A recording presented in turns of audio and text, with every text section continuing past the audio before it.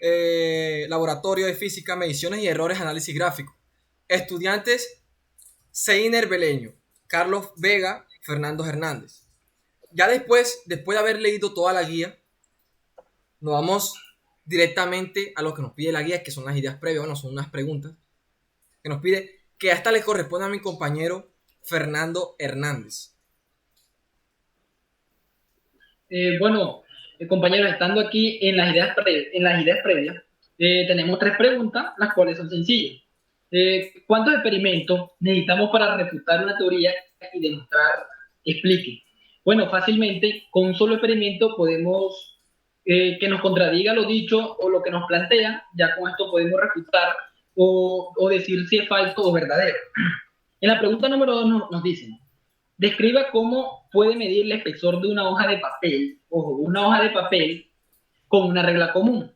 Bueno, agarrando cierta cantidad de hojas, sabiendo más o menos tú cuántas hojas agarras, sean 100 o 200, bueno, agarras la regla, mides y la distancia que te den, la longitud que te dé, bueno, la divides entre la cantidad de hojas y ahí sacas el espesor de cada hoja.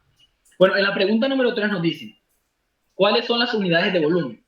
Bueno, tenemos mucha cantidad de volumen, pero más que todo manejamos la que es metros cúbicos, pero también tenemos kilómetros, hectómetros, decámetros, decímetros, centímetros y milímetros cúbicos, todos. También nos preguntan, suponga que le dicen que un cilindro de radio R y la altura H tiene un volumen dado por pi por R elevado a la 3 por la altura, que viene siendo H. Explique por qué esto no puede ser correcto. Bueno, es sencillo. Simplemente que el volumen de un cilindro es pi por R elevado a la 2 por la altura H. Bueno, aquí le va a seguir explicando lo siguiente mi compañero técnico.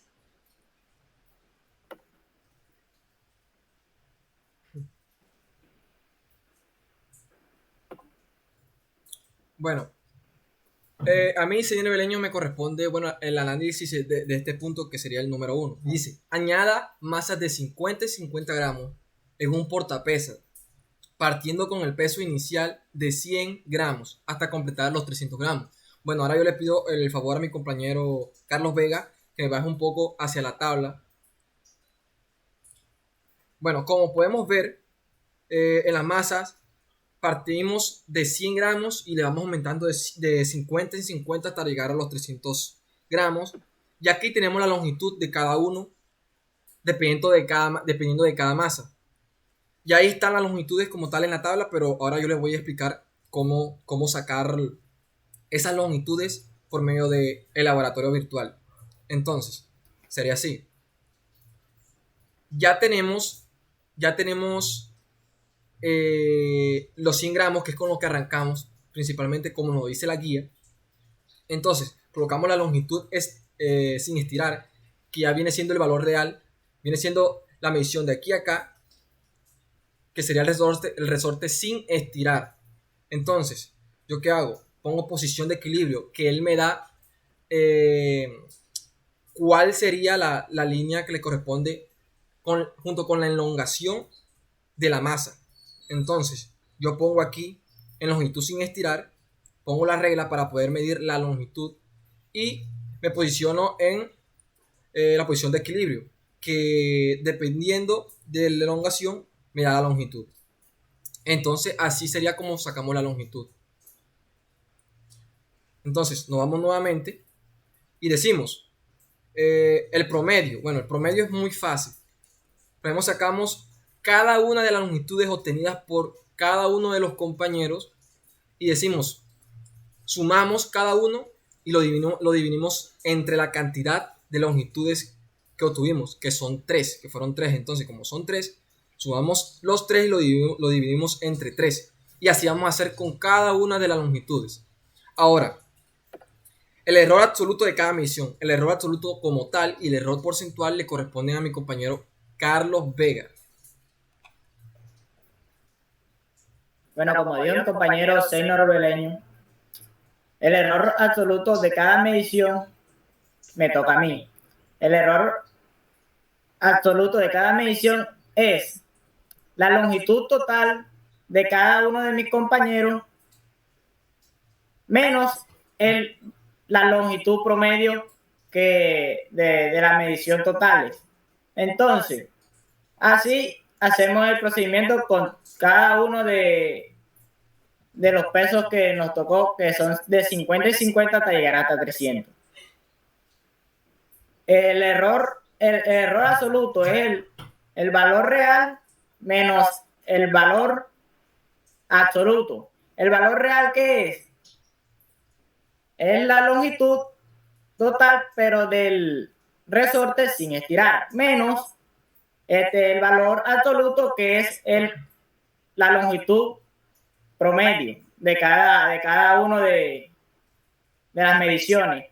Entonces, esto lo seguimos haciendo con cada uno de los pesos.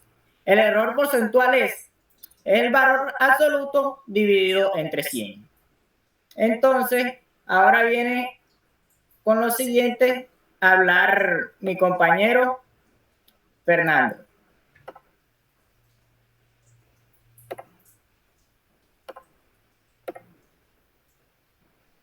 Bueno, estando aquí en la tablita esta, en la parte 2, nos piden fuerza y nos piden alargamiento. Bueno, aquí en la fuerza, le voy a pedir al compañero que suba un momentico acá a la tabla, ahí estábamos anteriormente. Bueno, la fuerza, podemos ver que acá la masa era de 100 hasta llegar a 300. Y sabemos que para que nos dé la fuerza, baja la tabla, para que nos dé la fuerza, sería la masa por la gravedad. Entonces agarramos y simplemente multiplicamos y obtenemos la fuerza de cada una. Y en el alargamiento nos lo piden en metros, pero el alargamiento lo tenemos en centímetros.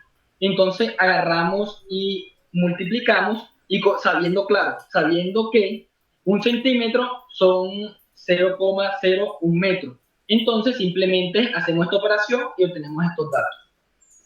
Bueno, aquí le va a continuar mi compañero. Bueno, continúo yo, Seiner Beleño. Mi compañero Carlos Vega, que me suba un poco la guía. Un poco más. Ahí, en el tercero. Bueno, nos dice, en el segundo, dice, apóyese en los resultados obtenidos y construye una gráfica de f contra x para obtener la constante de resorte con sus respectivas unidades.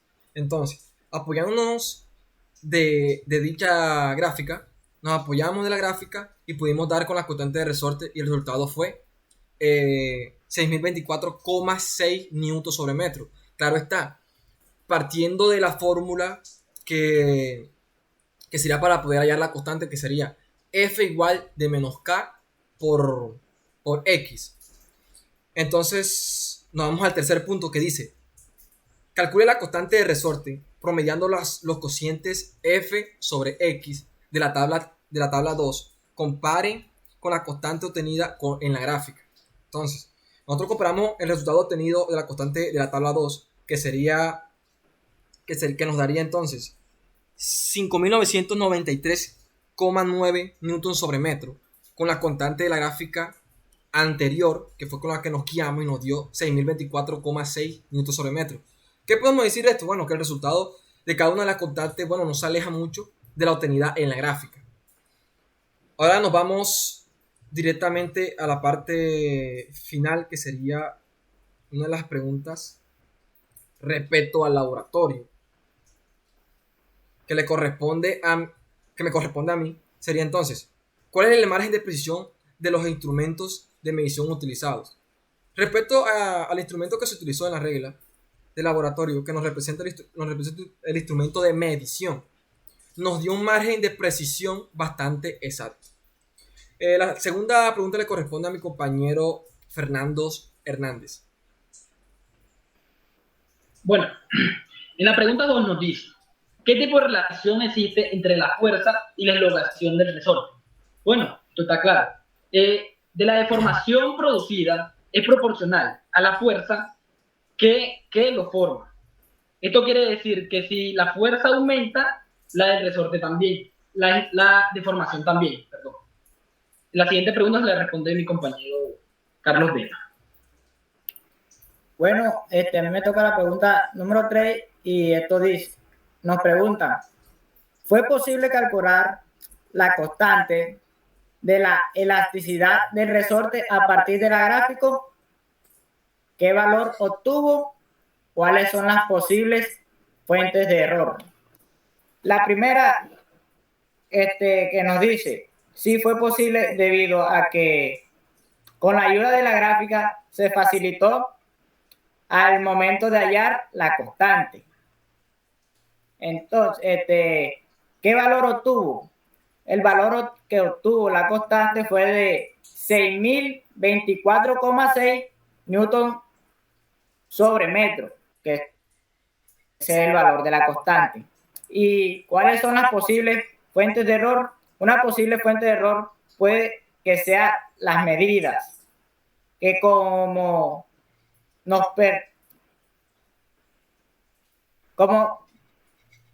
como nos percatamos de que el margen de error obtuvo muy pequeño, o sea, que el margen de error fue mínimo en las medidas. Entonces, como eso fue la respuesta que nos pudimos dar de eso.